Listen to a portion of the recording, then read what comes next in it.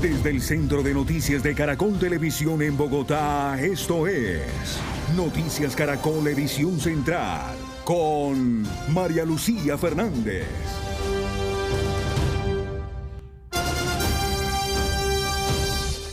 El joven Mateo Pérez apareció muerto.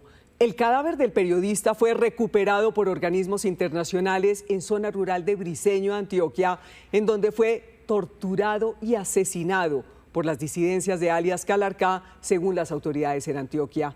Mariana Rodríguez, qué dolor. ¿Cuándo será entregado el cuerpo a su familia?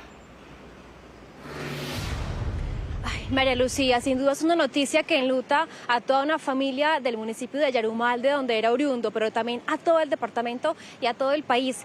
El cuerpo de este joven Mateo sería entregado mañana hacia el mediodía a sus familiares, a su mamá, a su papá y a su hermano mayor, que hasta hoy, hasta el último minuto, esperaban que ese comité internacional tuviera otra noticia más alentadora para ellos. Pues aquí en la sede de Medicina Legal de la capital antioqueña se está a la espera de la llegada de su cuerpo para hacer ese proceso de la plena identificación. Mientras tanto, el dolor se agudece en todo este departamento. Y a propósito, en las últimas horas, el presidente Gustavo Petro hizo un trino, pues lamentando la situación y diciendo que el joven fue asesinado por John Edison Chalá Torrejano del Frente Darío Gutiérrez, que es un grupo del Frente 36 de las disidencias de las FARC, que recordemos es liderado por alias Calarcá, que delinque fuertemente en la subregión del norte del departamento de Antioquia. Este joven periodista, quien además era el director del medio El Confidente de Yarumal, también estaba estudiando, recordemos, ciencias políticas acá en la Universidad Nacional. Llegó a Briceño el lunes para hacer un trabajo de investigación, para hablar del conflicto armado, pero lamentablemente se especula que el mismo martes, en la noche que desapareció, fue entonces torturado y asesinado por las disidencias de las FARC. Pues Mariana, qué dolor para su familia entera, para Antioquia, para Colombia, principalmente para su madre, que iba a celebrar este domingo el Día de la Madre con el joven Mateo. Pues el periodista Jesús Abad Colorado, que hizo eco del clamor de la familia de Mateo Pérez para ubicarlo, rechazó su asesinato e hizo un llamado para respetar la vida en Colombia. El fotoreportero que habló en Noticias Caracol en Vivo es uno de los hombres que mejor conoce lo que ocurre con el conflicto, especialmente en Antioquia. Es una situación tan dolorosa para la familia de Mateo, para la gente de estos municipios, pero yo creo que para el periodismo colombiano lo que estamos viviendo son situaciones muy fuertes, así como para muchos líderes que en Colombia tratan de hacer algo para tratar de vivir en paz o para denunciar lo que está pasando en las regiones. Más que ir a mediar para la entrega del cuerpo, lo que estábamos haciendo era una labor humanitaria.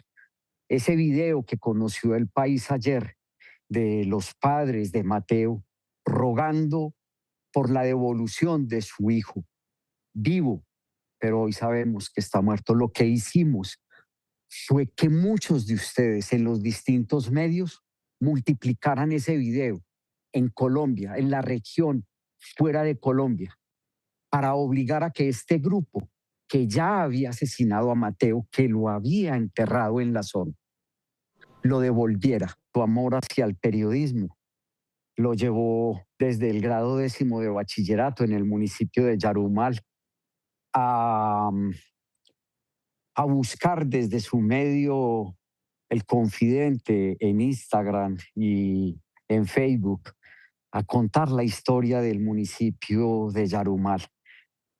Que Mateo, como yo, a mis 25 años, en 1992, cuando empecé a trabajar, sí, en El Colombiano, por 9 años, muchas veces salí y arriesgué mi vida. Mateo lo hizo también a sus casi 25 años, pero no se imaginaba la suerte que iba a correr en este territorio de veredas del municipio de Briceño. Mateo estaba en ejercicio de su profesión.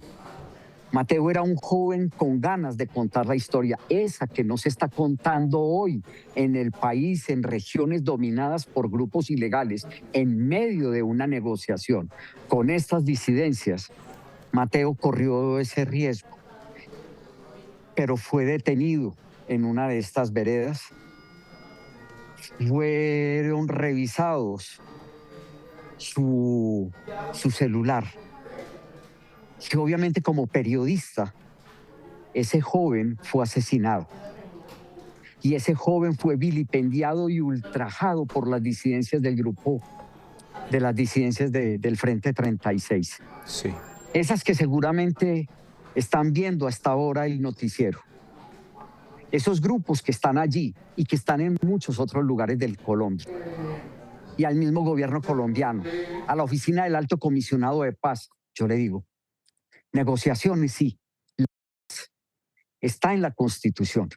La paz siempre va a ser una urgencia, pero para construir la paz se necesitan requisitos y compromisos. Por otro lado, el gobierno Petro pidió levantar 29 órdenes de captura de miembros del Clan del Golfo.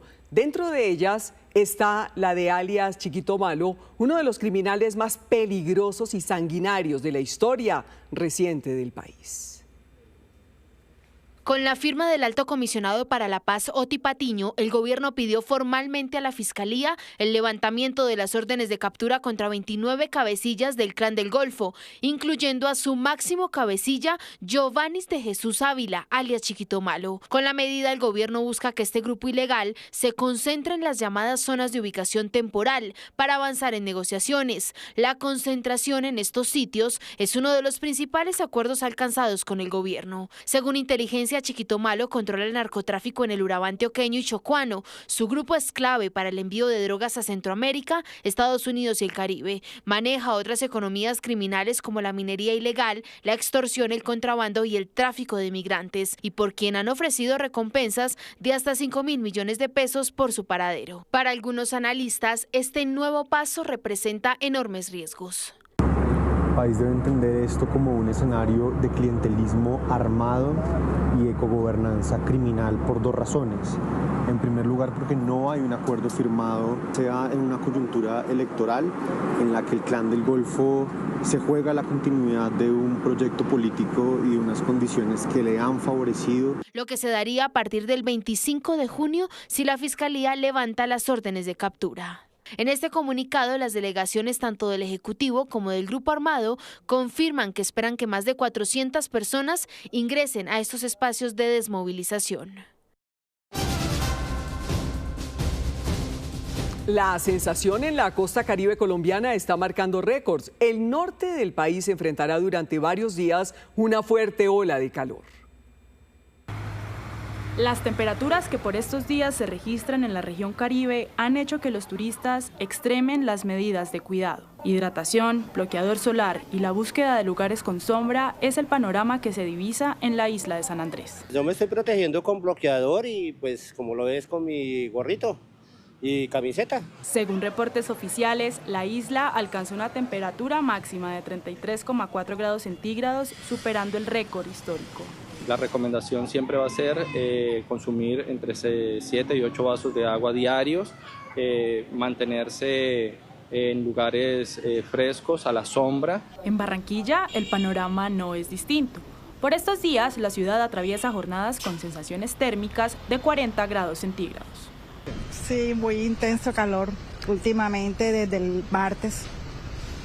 Hay que refugiarse con el paraguas porque es muy intenso y puede provocar enfermedades en la piel. Por la cuestión del calor y eso llega más a tomar el jugo, a refrescarse.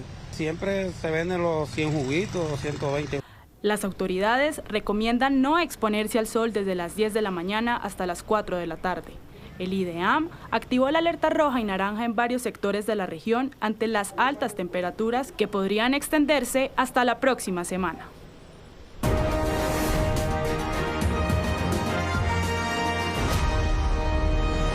Colombia decide 2026, faltan 22 días, 12 horas 47 minutos, los segundos que corren para que se abran las urnas el domingo 31 de mayo para decidir quién será el próximo presidente de Colombia o qué candidatos pasan a la segunda vuelta.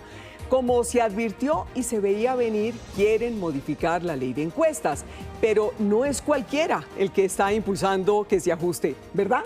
María Camila. Malú, buenas noches. Y nada más y nada menos que el Consejo Nacional Electoral, que es la autoridad electoral en Colombia, anunció hoy que va a presentar una reforma a esta ley de regulación de encuestas ante las crecientes críticas de las firmas encuestadoras.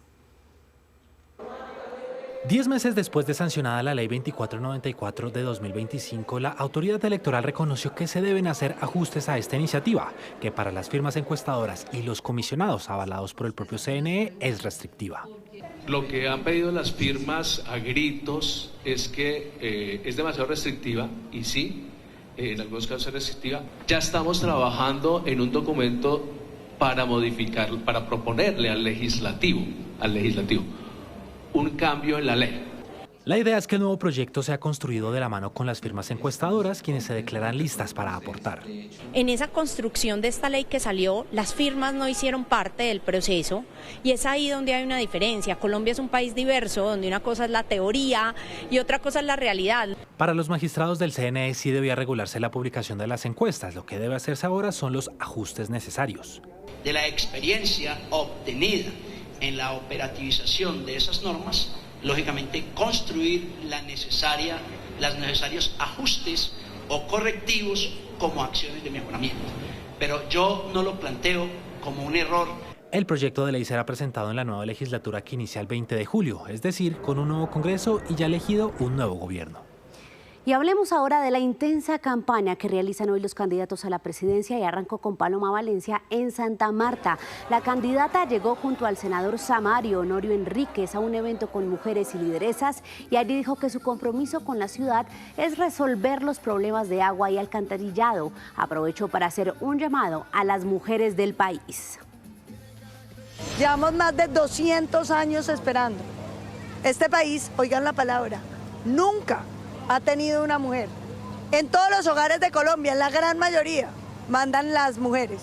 Hay una sola casa en Colombia donde no mandan, que es la Casa de Nariño. Llegó la hora que las mujeres mandemos desde la Casa de Nariño.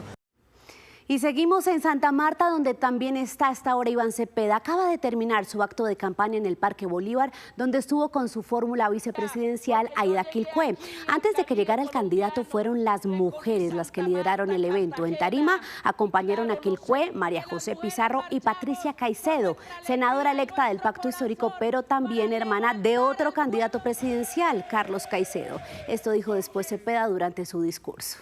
Si son de esos jóvenes. Venimos a comprometernos a que Santa Marta tenga por fin un acueducto moderno y eficiente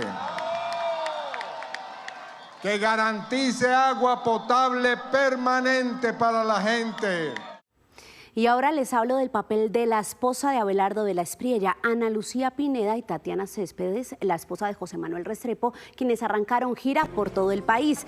Las dos estuvieron en Cali en el inicio de la gira Voces de Tigresas, un recorrido que también impulsa la senadora electa Sara Castellanos, en el que presentarán esas propuestas para las mujeres. Entre las asistentes hubo una que llamó la atención, la ex senadora uribista y exdirectora del DPS del gobierno Duque, Susana Correa. Entre tanto, el candidato de la Espriella se concentró esta semana en Bogotá. Veo la frustración de quienes sienten que hagan lo que hagan, esta ciudad cada vez les exige más y les entrega menos. ¿En qué momento nos acostumbramos a vivir en esa circunstancia, con ese miedo? Y cerramos Radar con invitación. Esta noche en Noticias Caracol en Vivo, nuestro director Juan Roberto Vargas termina su diálogo con las fórmulas a la vicepresidencia conversando con Leonardo Huerta, fórmula de Claudia López, a las 8 de la noche por Noticias Caracol en Vivo. ¿Cuál es la idea de Estado y de soluciones de la fórmula de Claudia López y Leonardo Huerta? Es un país que no se tenga que debatir en trincheras. Lo que uno ve hoy que en Colombia no hay izquierda y derecha. Aquí hay petrismo y uribismo. La posición que ellos tienen, uno lo evidencia, es querer mandar a la cárcel al otro. Leonardo Huerta se enfocan en las soluciones del país. Y las soluciones del país son, lo primero, lo más urgente que tiene Colombia, es la salud en Colombia, que la salud vuelva a ser un derecho humano. ¿Cómo sería esa relación de la presidenta Claudia López con su vicepresidente Leonardo Huerta? yo la defino es en una relación auténtica. Nos encontramos en muchas posiciones y en las que no. Yo sí entiendo que yo no soy el candidato a la presidencia y yo no soy el presidente. Ella es la presidenta. Y si ella toma una decisión, yo tengo que respetar esa decisión. Va a ser de absoluto. Dice a quienes dicen, hombre, ¿para qué siguen ustedes si tienen tan poquita intención de voto en las encuestas? Uno vota por lo que lo represente a uno, no por lo que vaya a ganar. Si seguimos creyendo que el país es solamente blanco y negro, paz total y guerra total, uribismo y petrismo, pues estos próximos 4 años seguir en ese círculo vicioso de unos queriendo mandar a la cárcel a otros, o pensamos en las soluciones, pensamos en quiénes podemos gobernar para todos.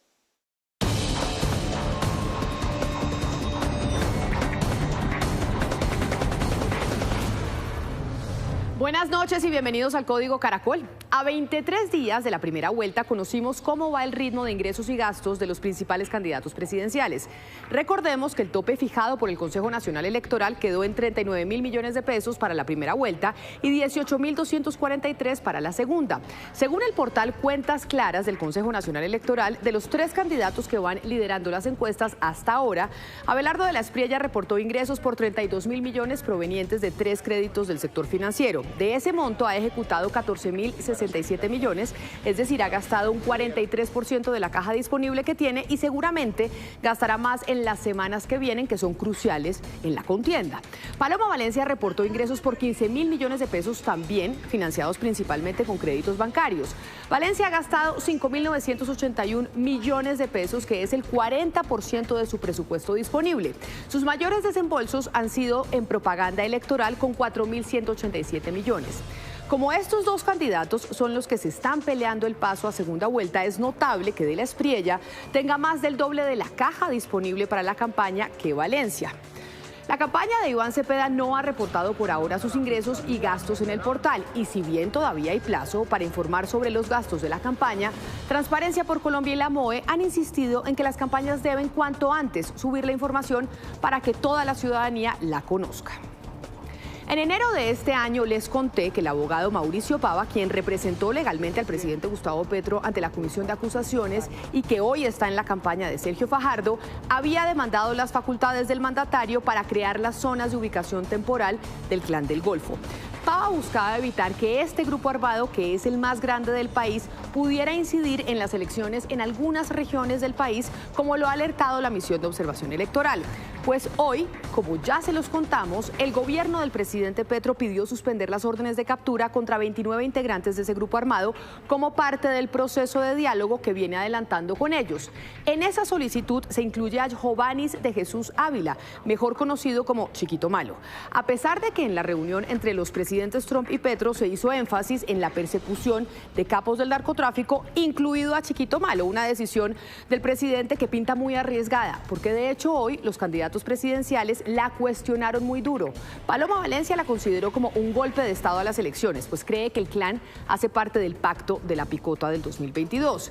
De la Espriella también lo considera como un hecho para influir en la contienda electoral. Sin embargo, otra de las tesis de quienes son cercanos a estos procesos de paz es que el presidente debe arriesgarse a tomar esta decisión para apaciguar la violencia en las zonas de influencia del Clan del Golfo, cumpliendo los compromisos que habían hecho en el marco de la mesa de negociación con ese grupo. El apoyo del grupo Char a la campaña de Abelardo de la Espriella, que parecía marchar sobre ruedas, se ha complicado. En la mañana de hoy, los miembros de ese sector político recibieron una invitación a un evento público en el que se formalizaría la adhesión, pero solo unos minutos después recibieron la comunicación contraria. El evento se había cancelado. Hoy no hay una versión oficial, pero todo indica que la campaña de la Espriella habría decidido que no quiere actos públicos para poder mantener la coherencia con su mensaje de no recibir apoyos políticos. Estas versiones han generado un gran malestar entre líderes del charismo que rechazan que el apoyo sea por debajo de la mesa y ahora plantean apoyar entonces a la candidata Paloma Valencia. Este es un movimiento que algunos consideran definitivo para saber hacia qué lado se va la balanza en la competencia entre Valencia y de la Espriella en primera vuelta. Hasta aquí el Código Caracol. A ustedes. Flores, ropa y perfume son los regalos preferidos para el Día de la Madre que se celebra este fin de semana. Las reservas en los restaurantes del país también se dispararon. De todos los colores, de varios tipos y desde los 15.000 pesos, las flores son las infaltables para celebrar el Día de la Madre. En esta, la plaza de mercado de Palo Quemado, se venderán este fin de semana más de 700.000 ramos por día. Estoy buscando fresias y estas, que pues las estoy comprando para mi madre. Entonces estoy aquí en la plaza, pero pues hay bastante gente. El 28% de los colombianos dijo que va a celebrar el Día de la Madre con un almuerzo o una cena especial. Y los restaurantes están ofreciendo opciones desde los 25.000 pesos hasta algo más elaborado por más de 60.000 pesos. René, ¿cuánto cuesta un almuerzo para 4 personas y qué incluye? Ok, un almuerzo para 4 personas aquí puede partir de aproximadamente 360.000 pesos. La mesa completa incluiría, digamos, 4 bebidas no alcohólicas, de pronto compartir un ceviche, una causa entre los 4 como entrada, y ya los platos fuertes puede ser lomo saltado, ají de gallina, una chaufa de mariscos. En centros comerciales también hay un abanico de opciones en las plazoletas de comidas y zonas sociales que reúnen a distintas marcas de restaurantes. Pueden encontrar desde un café con postre, un almuerzo típico, hasta un corte de carne internacional. ¿Y los horarios? Vamos a estar este fin de semana hasta las 11 de la noche operando en este lugar y vamos a tener también música en vivo viernes y sábado a las 7 de la noche. Las plazas de mercado de Bogotá tienen una muy buena oferta gastronómica para este fin de semana. Un desayuno desde los 15.000 pesos y un almuerzo típico desde los 25.000 pesos en adelante. El comercio minorista estima que las ventas aumenten hasta un 20% en categorías como ropa, perfumería y productos de belleza. Van a encontrar todo tipo de detalles, van a encontrar como ropa, bisutería, van a encontrar muchas cosas para el hogar. Las ventas a domicilio también se disparan en esta fecha. Rappi espera recibir alrededor de 230.000 órdenes de comida y se entregarán más de 25.000 ramos de flores para quienes eligen celebrar en casa. Y comenzamos los indicadores económicos con datos de inflación. Víctor. Buenas noches, Malú. Y es que la inflación anual en Colombia sigue subiendo y se está alejando cada vez más de la meta del 3% del Banco de la República. Reporta el DANE que en abril la inflación anual tuvo una variación de 5,68% en el último mes, muy presionada por los precios de los alimentos. En más información, se pronunció la DIAN tras la decisión del Consejo de Estado de suspender provisionalmente buena parte de un decreto del gobierno nacional que aumentó el pago anticipado de los impuestos para las empresas. Dice la DIAN que desde hoy mismo regresamos a las tarifas de retención y autorretención que teníamos antes de la expedición de este decreto. Y la Superintendencia de Industria y Comercio sancionó a la constructora Bolívar por publicidad engañosa y demoras en la entrega de viviendas en uno de sus proyectos, con una multa por 1.306 millones de pesos. Se pronuncia la constructora, explica su versión de los hechos y anuncia su derecho a la defensa. En noticias internacionales, el desempleo en Estados Unidos permaneció estable en abril en el 4,3%. Subió el dólar en indicadores económicos, cierra la semana al alza. Mañana regirá una tasa representativa del mercado de 3.747 pesos con 10 centavos. También subió el petróleo Brent, superando los $101 por barril, y subió el café. Precio de referencia para el fin de semana, 2.230.000 pesos por carga en promedio. Continúe con Noticias Caracol.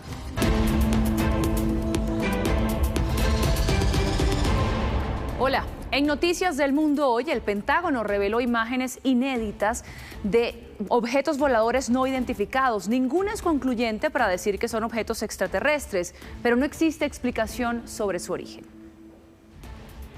Estas son fotografías tomadas desde la superficie de la Luna en 1969. Capturas hasta ahora clasificadas de la misión Apolo 12, donde se ven unas luces incandescentes y anomalías. Hacen parte de los 165 archivos que el Pentágono publicó hoy, junto a videos como este, de una granja de molinos de viento en donde se divisa un pequeño punto blanco moviéndose de un lado a otro. O este otro video ocurrió en enero del 2013.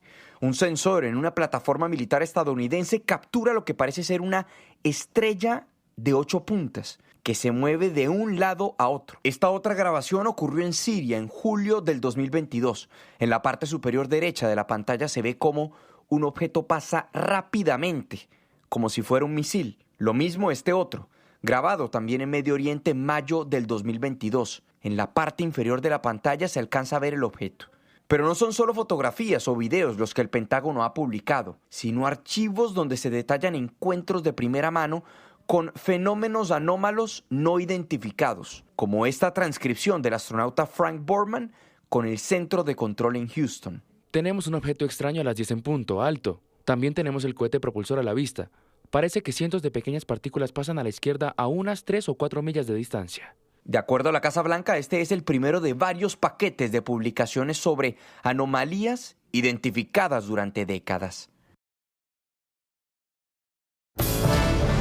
Última hora en Noticias Caracol.